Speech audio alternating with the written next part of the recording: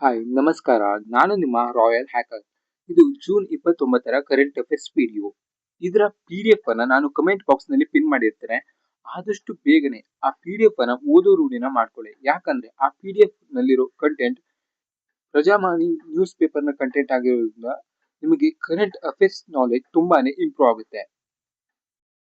ಹಾಗೆ first topic ಕಡೆ ನಾವು ಹೋಗೋದಾದ್ರೆ ಬೆಂಗಳೂರಿಗೆ 2ನೇ ಸ್ಥಾನ. ರಸ್ತೆ ಅಪಘಾತಗಳು ಅತಿ ಹೆಚ್ಚು ಸಂಭವಿಸುವ ಪಟ್ಟಿಯಲ್ಲಿ ಬೆಂಗಳೂರು ನಗರ ದೇಶದಲ್ಲಿಯೇ 2ನೇ ಸ್ಥಾನದಲ್ಲಿದೆ. ದೆಹಲಿ ಮೊದಲ ಸ್ಥಾನದಲ್ಲಿದ್ದರೆ ಮಧ್ಯಪ್ರದೇಶದ ಜಬಲ್ಪುರ 3ನೇ ಸ್ಥಾನದಲ್ಲಿದೆ. ಇದು ಸ್ವಲ್ಪ ನೋಡಿಟ್ಕೊಳ್ಳಿ. ರಸ್ತೆ ಅಪಘಾತಗಳು ಭಾರತದಲ್ಲಿ ಎಲ್ಲಿ ಹೆಚ್ಚಾಗುತ್ತಿವೆ ಅನ್ನೋದನ್ನ ಇಲ್ಲಿ ಸ್ವಲ್ಪ ಕೊಟ್ಟಿದ್ದಾರೆ. ಹಾಗೆ ನೆಕ್ಸ್ಟ್ ಟಾಪಿಕ್ ಕಡೆ ನಾವು ಹೋಗೋದಾದ್ರೆ ಬರ ಸಹಿಷ್ಣು ML322 ರಾಗಿ ತಳಿ ಅಭಿವೃದ್ಧಿ. ಮಳೆ ಅಭಾವದಲ್ಲೂ 110 ದಿನಗಳಷ್ಟು ಕಡಿಮೆ ಅವಧಿಯಲ್ಲಿ ಅಧಿಕ ಇಳುವರಿ ನೀಡುವ ಬರ ಸಹಿಷ್ಣು ರಾಗಿ ತಳಿ ML322 ಅನ್ನು ಬೆಂಗಳೂರು ಕೃಷಿ ವಿಶ್ವವಿದ್ಯಾಲಯ ಅಭಿವೃದ್ಧಿಪಡಿಸಿದ್ದು ಮಾರುಕಟ್ಟೆಗೆ ಬಿಡುಗಡೆ ಮಾಡಿದೆ. ಇದರ ಹೆಸರನ್ನ ಸ್ವಲ್ಪ ನೆನ್ಪಿಟ್ಕೊಳ್ಳಿ. ML322 ಮತ್ತೆ ಯಾರು ಅಭಿವೃದ್ಧಿಪಡಿಸಿದ್ರು ಅಂದ್ರೆ ಬೆಂಗಳೂರು ಕೃಷಿ ವಿಶ್ವವಿದ್ಯಾಲಯ. ಹಾಗೆ ನೆಕ್ಸ್ಟ್ ಟಾಪಿಕ್ ಕಡೆ ನಾವು ಹೋಗೋದಾದ್ರೆ NCERT ಬಿಂಬಿಡದ ವಿವಾದ. ಈ ವಿವಾದ ಇತ್ತೀಚಿನ ದಿನಗಳಲ್ಲಿ ತುಂಬಾನೇ ಹೆಚ್ಚಾಗ್ತಾ ಇದೆ. ಏನಂದ್ರೆ NCERT ಪದೇ ಪದೇ ವಿವಾದಗಳಿಗೆ ಗುರಿಯಾಗುತ್ತಿದೆ. 6ನೇ ತರಗತಿಯ ಕನ್ನಡ ಪಠ್ಯ ಪುಸ್ತಕಕ್ಕೆ ಕೃಷ್ಣ ಎಂದು ಹೆಸರು ಇಟ್ಟಿದ್ದು, ಅದೇ ಪಠ್ಯ ಪುಸ್ತಕದಲ್ಲಿ ಸಸ್ಯಾಹಾರವೇ ಸಮತೋಲನದ ಆಹಾರ ಎಂದು ಬಿಂಬಿಸಿದ್ದು, 9ನೇ ತರಗತಿಯ ಸಮಾಜ ವಿಜ್ಞಾನ ಪಠ್ಯದಲ್ಲಿ ಮನುಸ್ಮೃತಿಯ ಭಾಗ ಸೇರಿಸಿದ್ದು, ತುರ್ತು ಪರಿಸ್ಥಿತಿ SIR ಅನ್ನು ಪಠ್ಯದಲ್ಲಿ ಅಳವಡಿಸಿದ್ದು, ಹೀಗೆ ಸರಣಿ ವಿವಾದಗಳು ಉಂಟಾಗಿದ್ದು, ಇವು ಅವರ ಕಾರ್ಯವೈಖರಿ ಬದಲಾಗಿರುವುದನ್ನು ತೋರಿಸುತ್ತಿವೆ ಎಂದು ವಿಶ್ಲೇಷಿಸಲಾಗುತ್ತಿದೆ. ರಾಷ್ಟ್ರದ ಶಿಕ್ಷಣ ಕ್ಷೇತ್ರದಲ್ಲಿ ಮಹತ್ವದ ಪಾತ್ರ ವಹಿಸಬೇಕಾದ, ವೈಚಾರಿಕತೆ ಬೆಳೆಸಬೇಕಾದ NCERTಯು ಹಿಂದುತ್ವದ ಸಂಬಂಧಿಸಿದ ವಿಚಾರಗಳನ್ನು ಪಠ್ಯದಲ್ಲಿ ಸೇರಿಸುತ್ತಿದ್ದು, ದೇಶವನ್ನು ಹಿಂದಕ್ಕೆ ತಳ್ಳಲು ಪ್ರಯತ್ನಿಸುತ್ತಿದೆ ಎನ್ನುವ ಆರೋಪಗಳು ವ್ಯಕ್ತವಾಗುತ್ತಿವೆ. ಇದು ಸ್ವಲ್ಪ ನೋಡಿಟ್ಕೊಳ್ಳಿ. NCERT ಅವರು ಅಂದ್ರೆ ನಮ್ಮ ಪ್ರೈಮರಿ ಮತ್ತೆ ಹೈಸ್ಕೂಲ್ ಬುಕ್ ಗಳಲ್ಲಿ ಒಂದಿಷ್ಟು ವಿವಾದಾತ್ಮಕ ಟಾಪಿಕ್ ಗಳನ್ನ ಸೇರಿಸ್ತಿರೋದು ಈಗ ಹೆಚ್ಚು ಚರ್ಚೆಗೆ ಗ್ರಾಸವಾಗ್ತಿದೆ. ಅವು ಟಾಪಿಕ್ ಗಳು ಮುಂದೆ ಇಲ್ಲಿ ಕೊಟ್ಟಿದ್ದಾರೆ, ಮತ್ತೊಂದಿಷ್ಟು ನೆಕ್ಸ್ಟ್ ಬರ್ಬೋದು, ಅದನ್ನು ಕೂಡ ತಿಳಿಸ್ಕೊಡ್ತೇನೆ. ಹಾಗೆ ನೆಕ್ಸ್ಟ್ ಟಾಪಿಕ್ ಕಡೆ ನಾವು ಹೋಗೋದಾದ್ರೆ ಸ್ವಾವಲಂಬನೆಯತ್ತ ಭಾರತ, ಪ್ರಧಾನಿ ಶ್ಲಾಘನೆ. ಭಾರತದಲ್ಲಿ ನಿರ್ಮಿಸಲಾದ C-295 ವಿಮಾನವು ವೈಮಾಂತರಿಕ್ಷ ಕ್ಷೇತ್ರದ ಸಾಮರ್ಥ್ಯವನ್ನು ಮತ್ತಷ್ಟು ಹೆಚ್ಚಿಸಿದೆ ಮತ್ತು ಈ ವಲಯಕ್ಕೆ ಹೊಸ ಬಲವನ್ನು ತುಂಬುತ್ತದೆ ಎಂದು ಪ್ರಧಾನಿ ನರೇಂದ್ರ ಮೋದಿ ಅವರು ಮನ್ ಕಿ ಬಾತ್ ಕಾರ್ಯಕ್ರಮದಲ್ಲಿ ಶ್ಲಾಘಿಸಿದರು. ಇದು ನಮ್ಮ ಭಾರತದಲ್ಲಿ ನಿರ್ಮಿಸಲಾದ ವಿಮಾನದ ಹೆಸರು ನೋಡಿ, C-295 ಅನ್ನೋದು.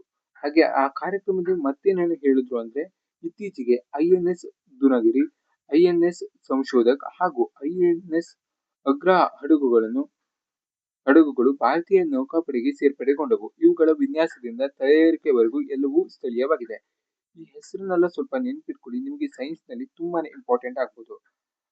ಅಹಮದಾಬಾದ್ ನಲ್ಲಿ ಆಯೋಜಿಸಲಾದ ವಿಶ್ವ ಯೋಗಾಸನ ಚಾಂಪಿಯನ್ಶಿಪ್ ನಲ್ಲಿ ಭಾರತ 102 ಚಿನ್ನದ ಪದಕಗಳು ಸೇರಿದಂತೆ ಒಟ್ಟು 114 ಪದಕ ಗೆಲ್ಲುವ ಮೂಲಕ ಈ ಚಾಂಪಿಯನ್ಶಿಪ್ ಪಟ್ಟಿಯಲ್ಲಿ ಮೊದಲ ಸ್ಥಾನದಲ್ಲಿದೆ. ಪ್ರಾಚೀನ ಸಂಪ್ರದಾಯವಾದ ಶಾಸ್ತ್ರಾರ್ಥವು ನಳಂದ ವಿಶ್ವವಿದ್ಯಾಲಯದಲ್ಲಿ ಮರುಬಳಕೆಯಾಗಿದ್ದು, ಇದು ಕೇವಲ ಒಬ್ಬರ ಸ್ವಂತ ಅಭಿಪ್ರಾಯವನ್ನು ವ್ಯಕ್ತಪಡಿಸುವ ಸಾಧನವಲ್ಲ, ಅದು ಚರ್ಚೆ, ಸಂವಾದ ಮತ್ತು ವಿಚಾರ ವಿನಿಮಯದ ಶಿಸ್ತುಬದ್ಧ ಪ್ರಕ್ರಿಯೆಯಾಗಿದೆ. ರಕ್ಷಣೆ ಸಂಶೋಧನೆ ಮತ್ತು ಅಭಿವೃದ್ಧಿ ಸಂಸ್ಥೆ DRDO ದೇಶೀಯ ನಿರ್ಮಿತ ದೂರಗಾಮಿ ಭೂದಾಳಿ ಕ್ಷಿಪಣಿ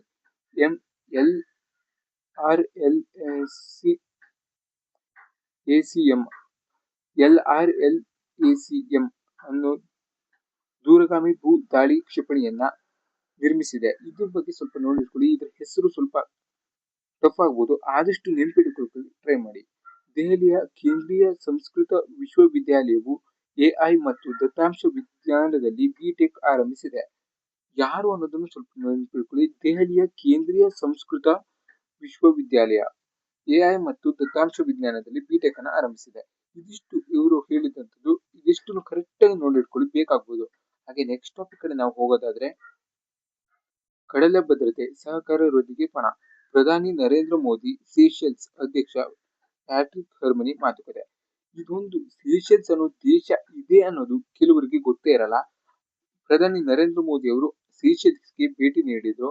ಅಲ್ಲಿ ಅವರಿಗೆ guardian of the blue horizon ಪ್ರಶಸ್ತಿಯನ್ನು ಸೀಶೆಲ್ ಭಾನುವಾರ ಪ್ರದಾನ ಮಾಡಿದೆ.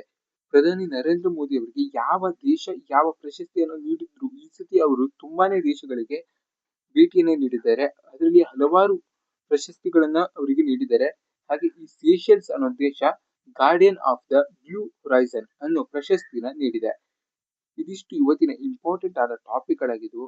ಹಾಗೆ ಮುಂದಿನ ವಿಡಿಯೋದಲ್ಲಿ ಸಿಗೋಣ. ಅಲ್ಲಿವರೆಗೂ ಟೇಕ್ ಕೇರ್, ಬಾಯ್ ಬಾಯ್. ನಾನು ನಿಮ್ಮ ರಾಯಲ್ ಹ್ಯಾಕರ್.